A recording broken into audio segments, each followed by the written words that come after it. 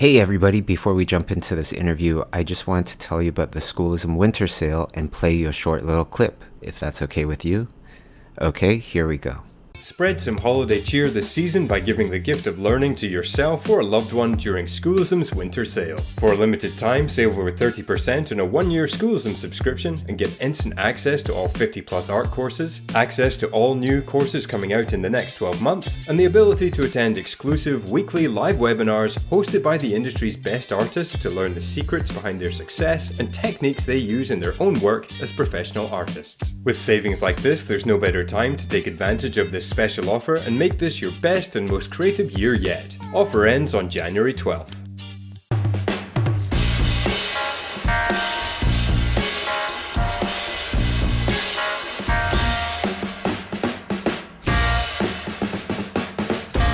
Hey everybody, and welcome to Schoolism Interviews. This one is with the one and only Emily Chiu. Hi Emily, how's it going? Hello. It's going well. Fantastic. And currently you're working at Walt Disney Animation Studios. Project cannot be talked about. It hasn't been announced, right? And so, or has it been announced? It actually has. It has been announced just last month at D23. It's the feature film that's going to come out next year. It's currently called Wish. Wow. And so did you go to D23? We watched it through very legal means. Okay. Okay. Well, that must have been exciting, right? This is your first big project since graduating? Yes. I'm from Canada. I'm Oh, from Calgary, but I studied in the Toronto area. Okay. Well, I did see that you studied at my old stomping grounds, which is Sheridan College. And so I didn't know. I didn't know you graduated from there. yeah, I did. I actually taught there for a while. Oh, I think my last year teaching there was 2008. So it's been quite a while. oh, yeah. Yeah. I never caught you there then. No, I think I was just a couple years before you started there, I guess. Well, and so everything on the screen here that people are going to see, this is all personal work. Is this mostly from when you were a student, or are you continuously doing personal work and putting it out there? Yeah, a lot of these are from when I was studying at school, and I continue to make drawings, make personal illustrations because it's fun. Before Sheridan College, what were you doing in terms of art, to better your skills and everything? Or nothing? I actually, yes, my mom likes to draw as well, so I think at a pretty young age, she was teaching me how to draw like the simple things, and taking me to museums, and all that. So I got a lot of my like how I started drawing from her. And later on, when I was about 12, she threw me into like an art fundamental class where I did a lot of like plaster drawings, drawing fruits, drawing pumpkins, drawing pots and pans and things like that. And then I did quite a lot of that for a couple of years. Yeah, and then I think I stopped around high school to focus on making a portfolio, and all of that. And then I went to Sheridan. Was there kind of like a moment or a thing that you saw or something that you bought that really inspired you and said, oh, I could actually do that? Yeah, it was actually when Tangled came out. I love Tangled. I still do. When Tangled came out, and then I saw the movie, and then there was a documentary for the making of Tangled, where they're going through all the concept art and like the story process and all of that. And then like that's when it hit me that it's like, oh wait, animated movies don't just spawn from like thin air. Somehow that was always the assumption that it kind of just happened. And I was like, there are actual people making it, and it's real, and it's a career. And I think at that point, animation was like one of the things that I wanted to do. And you picked story out of all things. Was there kind of like a reason or Yeah, I always thought that I wanted to do this stuff before I went into university or college. And I went into Sheridan animation program, and I still thought I would be doing this stuff because I didn't really know that storyboarding was a thing. And then we had the storyboard class with Maury at Sheridan, and then it was a tough class, and he was a really hard marker, and I'd never done a story before, so it was really difficult.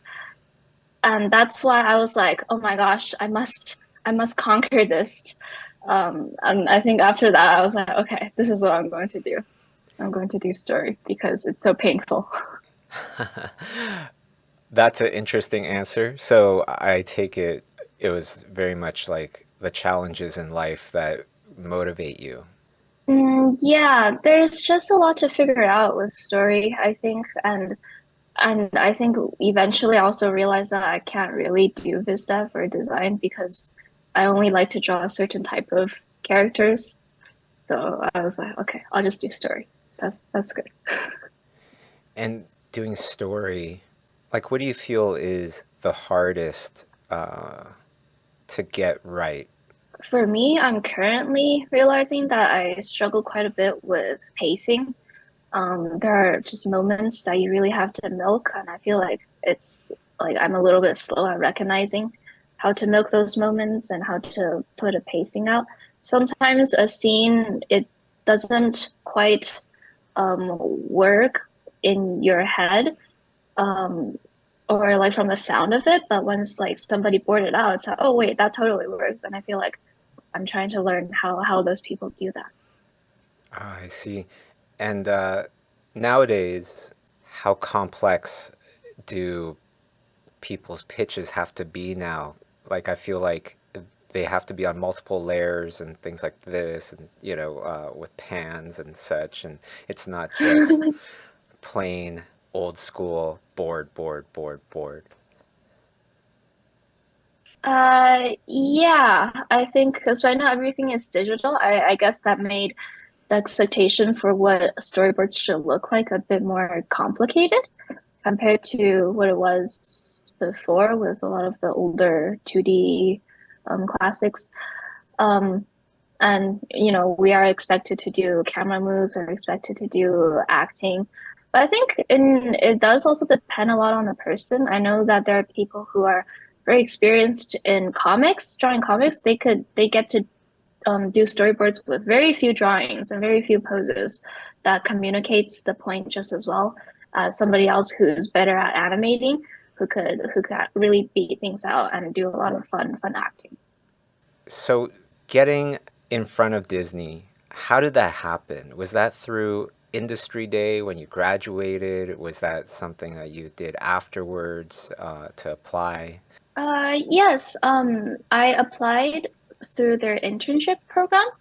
I applied when I was in second year with a storyboard portfolio, Oh, and wow. yes, it was just through their internet portal. Just search up like, oh, we're open for internships, and then their website should take you through the application process and like all the documents that they need. And I applied in second year and I got it, but the internship was canceled that year because of Miss Corona. Thank you, Miss Corona. And then it was canceled. So I applied again in third year. And then I had to go through the same process.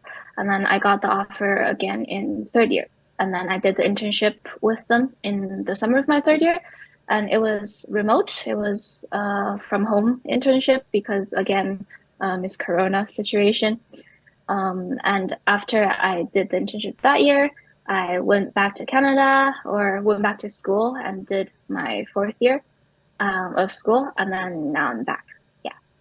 Now, how many people around were in your year that graduated? Maybe 100? Um, yeah, I think about 100. And that many people trying to get co-op, co-op can be a very stressful thing for a lot of students. I know I've taken some co-op students in the past, and uh, so I know like how stressful it can be, but it seems like you got in pretty easily. You applied in second year and then you got it third year. Is that the case, or were there trials and tribulations, challenges as well? I think looking back, I was lucky enough for both times to be successful, but it was still stressful for me at the time because when I was applying, I was like having a mental breakdown, crying like I'm never going to get it. I'm so ashamed to even apply. So I think it's like, yeah, just apply. You never know what will happen. Do you have any kind of tips on how you deal with stress that other people can benefit from? Cry. Uh, I don't know. I feel like I'm still struggling with it. I still get very anxious even about work because I feel like everybody at my work is so good and I have to catch up.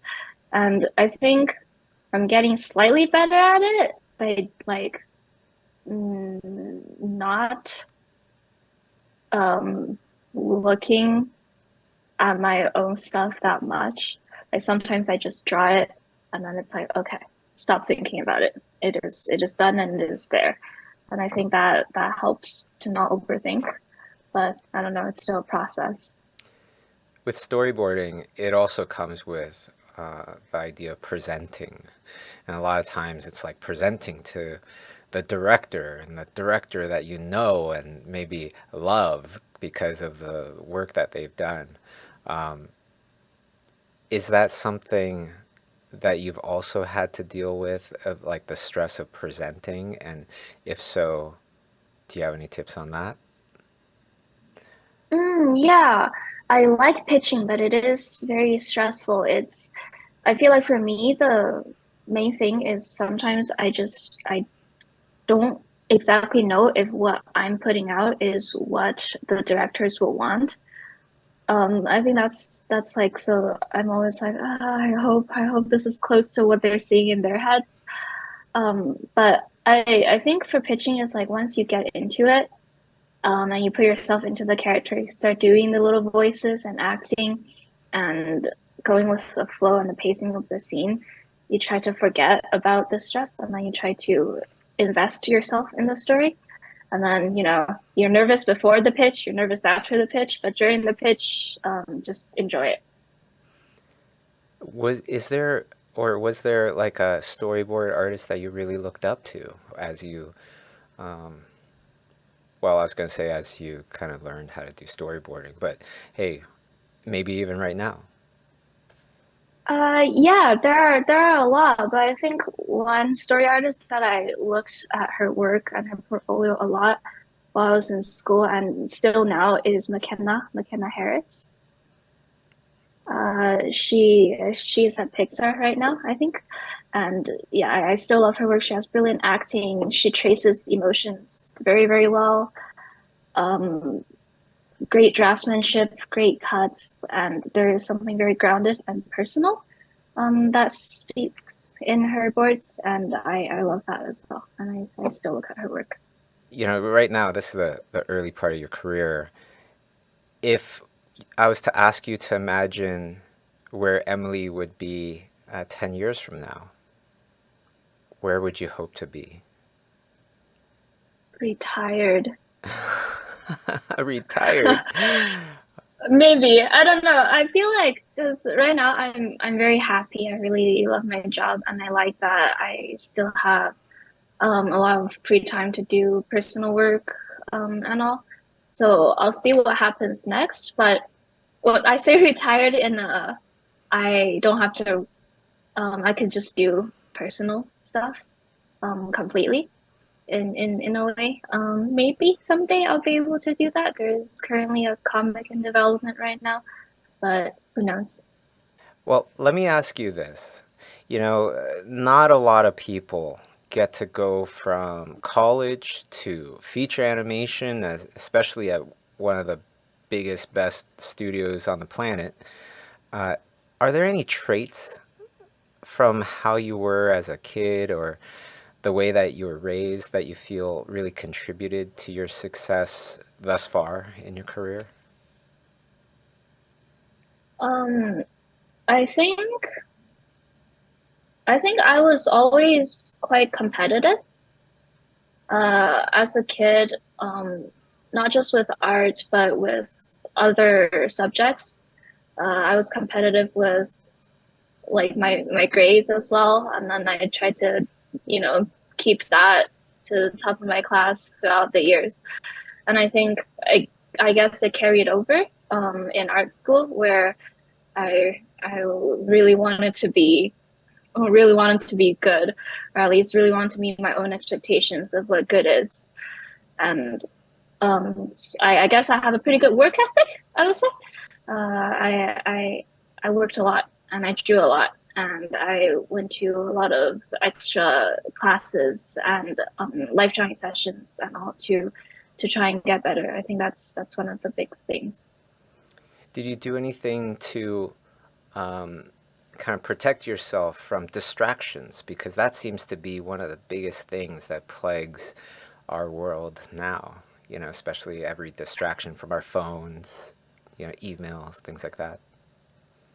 Yeah, I still get distracted a lot, but I think I work in a way where it's like it takes me a while to get into doing something, so I have to like really tear myself away from YouTube and get into working.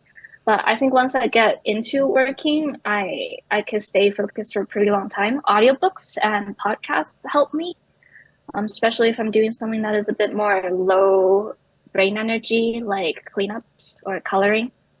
That helps. But when you're working on a story, like storyboarding and thinking of the shots and everything, can you still listen to audiobooks? No, when I do my rough pass of my storyboard, I can't. I have to be completely focused. But once I'm past that stage, and then it's just like making the drawings look better and then adding some tone, then I could do podcasts and audiobooks. And when you are concentrated, like in what kind of amount of time chunks would you say you're able to concentrate, you know, without kind of breaking focus? Is it like half an hour stints or like couple hours or what? Just to get an idea. From when I eat to until I get hungry again. So it depends on how big my meal was. And then to warm up, how long does that take? You know, like how long do you expect to kind of have to warm up to get into that groove? I think about half an hour. Okay. Yeah, me too. About half an hour of drawing really just garbage. Uh, Tends to come out a little better after half an hour. And are these sketches, are they done in like Procreate or something or Oh yeah, they're they're on Procreate. and this one as well, like the colored stuff? Yes. Do you use Photoshop at all? I used to, and then I moved to Procreate after I got my iPad. So Oh, wow.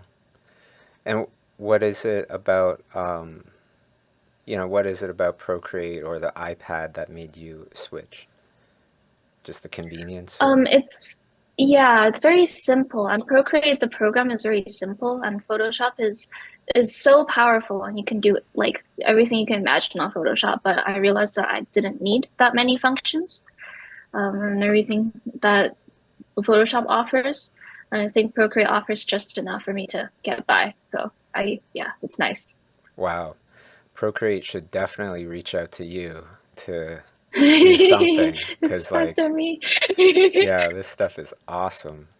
What's the last kind of sequence or film or whatever where the shots, this you know, the boards really just blew your mind and that was really notable? Mm. Oh, I recently watched Tokyo Godfathers for the first time from Satoshi Kon, and it's amazing. It's awesome, and the storyboards and the storytelling is very clever in a way that's like it'll leave a little hint of something, and then you don't really see the action, and then later on you see the aftermath of like an object that they continue to take.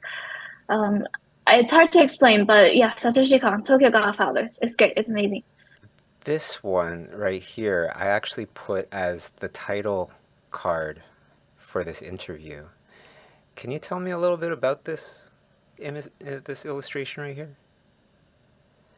Yeah, this is from Salome, or I think that's how you pronounce it, Salome or Salome.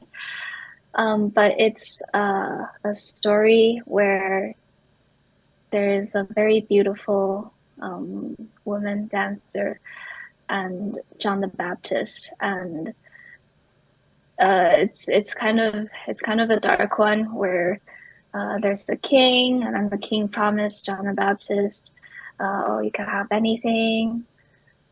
Um, sorry, the king promised Salome that she could have anything that she wanted if she would dance for him. And then she asked for the head of John the Baptist because it was like a whole thing where he wouldn't look at her. And then it's a story that's been adapted into many different forms of media, like a play.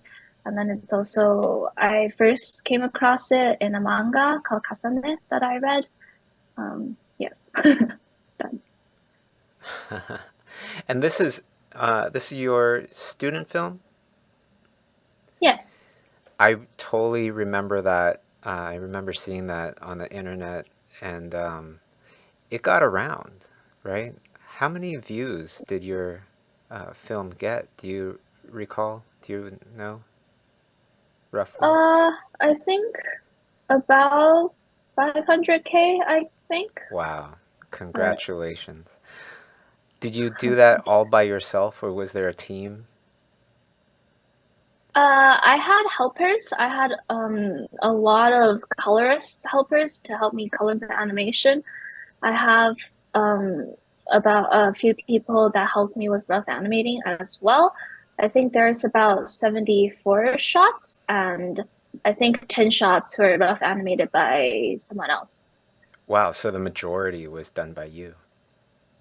Mhm. It's amazing.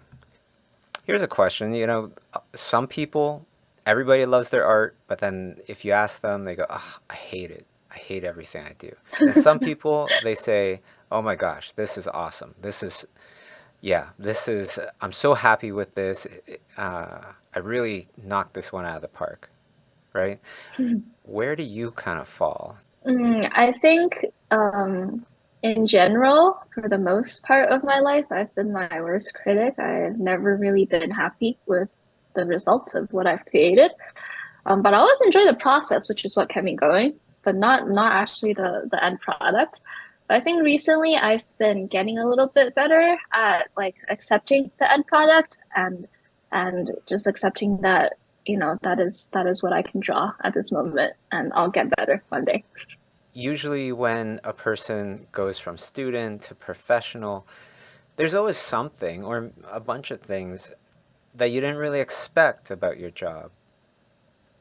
Does anything come to mind? I think it's the environment. I feel like people are a lot more down to earth than what I would expect. And the industry is a lot smaller and more intimate than what I expected, especially, coming from Sheridan, Canada, where it's, I guess, a bit more isolated from LA and all the things that are going on here. I think back then there's like this really sparkly image of people who draw very well, and you look up to them like they're not humans. And I think coming here and then interacting with people and interacting at my job, realize that, oh, everybody is trying to figure things out, and people are weirder and more interesting and more specific than what I would have expected. What do you think students' biggest challenges are these days? I think it's yeah, I think the internet is a big problem. I feel like um I I see this a lot with students, or especially younger ones who are maybe still in high school or just beginning in university, that they are very influenced by the things that they see on the internet and the art styles that they see on the internet, to the point that people are starting to draw very, very similarly. And I feel like and I feel like it's good to take some time off the internet and not look at what other people are currently creating, what's currently trending. I think that helps with developing a personal voice and something more distinct a little bit faster. I think you'll still get there one day, even if you're trying to match other people's style or trying to draw in a similar way at the moment. But I feel like if you take some time off, I think it'll be a little bit faster. Awesome. Well, thank you so much, Emily. This has been really wonderful, and I hope our paths will meet again in the future. Yes, thank you so much for taking this time. It's nice meeting you.